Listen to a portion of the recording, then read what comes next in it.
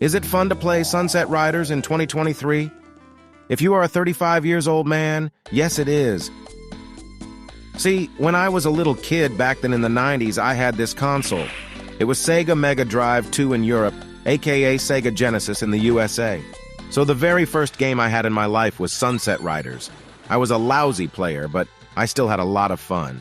And even now I remember the great soundtrack and all the beautiful melodies of the Sunset Riders. So, I found this in the PlayStation store yesterday and I was super excited. Those $7 had no chance to stay in my bank account. This is actually the Nintendo version and there are some significant differences, but the mechanics are the same and this is more important than everything else. Also, the bad guys are pretty familiar and the soundtrack is the original one. It was 50% new experience and 50% nostalgia.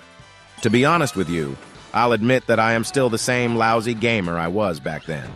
But luckily for me on this version for PlayStation 4, you could die 100 times and it doesn't matter.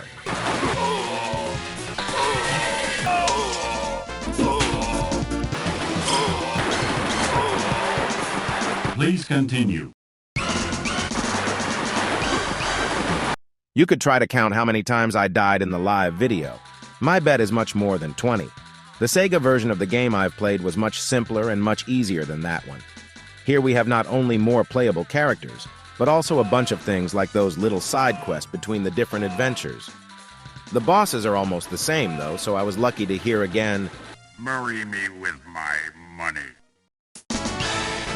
This is the boss at the first level, so this was the most common phrase in this game I heard when I was a kid. The bad thing here? I finally realized what was this. When I was a kid, this was so innocent in my eyes.